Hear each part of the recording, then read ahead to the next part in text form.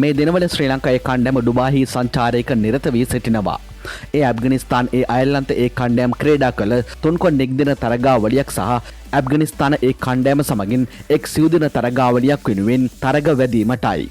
ඒ අනුව තුන්කොන් තරගාවලිය අවසන් මහා තරගයේදී අයර්ලන්ත කණ්ඩායම පරාජය කළ ශ්‍රී ලංකාවේ කණ්ඩායම සූරතාවේ දිනා ගැනීමට සමත් වුණා. ඒ අනුව ශ්‍රී ලංකාවේ ඇෆ්ගනිස්තාන ඒ කණ්ඩායම අතර පැවැත්වෙන එකම සිව්දින තරගයේ දෙවන දිනය අද නිමාටපත් වුණා. තරගයේ කාසේ වාසේ ජයග්‍රහණය කළ ශ්‍රී ලංකාවේ කණ්ඩායම පළමුව පන්දුවට පහර දීමට තීරණය කළා.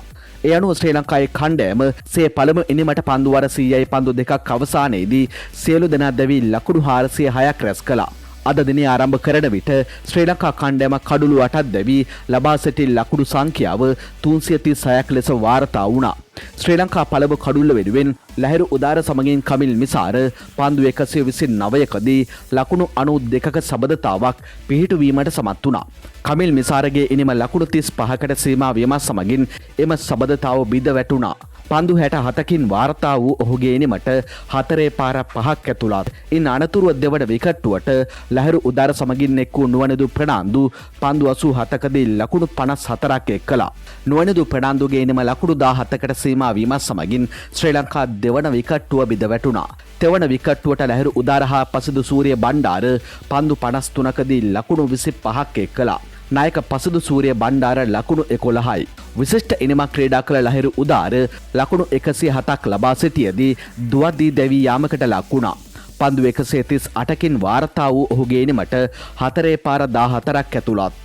සදිර සමර වික්‍රම පන්දු 62ක් තුලදී ලකුණු 44ක් රැස් කළේ 4 පාර 7ක් සමගින්. පවන් රත්නායක ලකුණු 19යි. විජේසුන්දර ලකුණු 19යි. විශිෂ්ට ඉනිමක් ක්‍රීඩා කළ සුනාල් දිනුස පන්දු 121ක් තුලදී නොදවී ලකුණු 104ක් රැස් කළා. 4 පාර 10ක් සහ 6 පාර 3ක් ඔහුගේ ඉනිමට ඇතුළත්. ශ්‍රී ලංකා කණ්ඩායමේ කඩුළු බිඳ වැටීම දෙස බැලීමේදී පළවන විකට්ටුව 92දී දෙවන විකට්ටුව 146දී තෙවන 171දී සිව්වැන්න 196දී සහ පස්වැන්න 234දී බිඳ වැටුණා. හයවැන්න 269දී හත්වැන්න 319දී අටවැන්න 336දී නවවැන්න 365දී බිඳ වැටුණා. පන්දු යැවීමේදී බසීර් අහමඩ් පන්දුවාර 26යි නෙලකුණු පන්දුවාර 3ක් සමගින් ලකුණු 74ට කඩුළු 4ක් දවා ගැනීමට සමත් වුණා. රහමන් පන්දුවාර 23යි නෙලකුණු පන්දුවාර 3ක් සමගින් ලකුණු 93ට කඩුළු 2යි. කෙසේ වෙතත් පිළිතුරු ඉනිම ක්‍රීඩා කළ ඇෆ්ගනිස්තානයේ කණ්ඩායම පන්දුවර 46 පන්දු 5ක් අවසානයේදී සියලු දෙනා දෙවි රැස් කළේ ලකුණු 168ක් පමණයි. ඇෆ්ගනිස්තාන ඉනිම පුරාවට සාර්ථක සබඳතාවන් පිහිටුවීමට ඇෆ්ගනිස්තාන පිතිකරුවන් සමත් වූයේ නැහැ. අෆ්ගනිස්තාන සිව්වන විකට්ටුවට ලකුණු 22ක්, පස්වන විකට්ටුවට ලකුණු 46ක්, අවසන් විකට්ටුවට ලකුණු 30ක සබඳතාවන් වාර්තා වුණේ ඔවුන්ගේ ඉනිමේ ඉහළම සබඳතාවන් ලෙසයි. බසිර් ලකුණු 21යි. සසායි පන්දු 107ක් තුලදී ලකුණු 54යි. 4 පාර 4ක් සහ 6 පාර 1ක් ඔහුගේ ඉනිමට ඇතුළත්. රහමන් ලකුණු 20යි. සියාවර ලකුණු 22යි.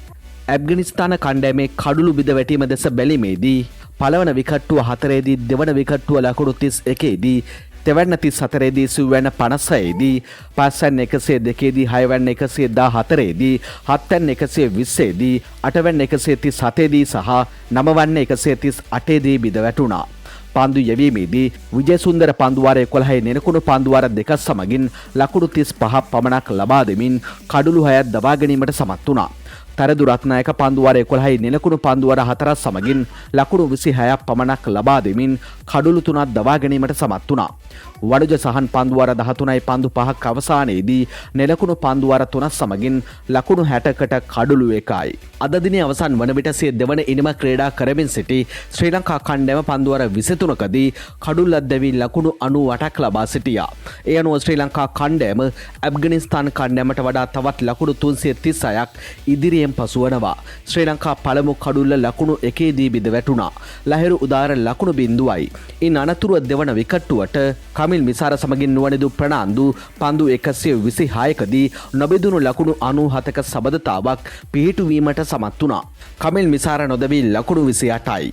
නුවණදු ප්‍රනාන්දු පන්දු 75කදී නොදවී ලකුණු 66යි. 4 පාර 8ක් සහ 6 පාර 2ක් ඔහුගේ ඉනිමට ඇතුළත්. පන්දු යැවීමේදී බසිර් කඩුළු 1යි. ඒ අනුව තරගයේ තෙවන දිනේ හෙට ආරම්භ වීමට නියමිතව තිබෙනවා. පෑම් පෑලුත් එන දෙස් විදෙස් ක්‍රිකට් පිටියේ අලුත්ම නිවැරදි ක්‍රිකට් තොරතුරු ඉක්මනින් දැන ගැනීමට නම් ක්‍රිකට් ලෝකයා YouTube නාලිකාව සබස්ක්‍රයිබ් කර බෙල් සලකුණ ක්ලික් කරන්න.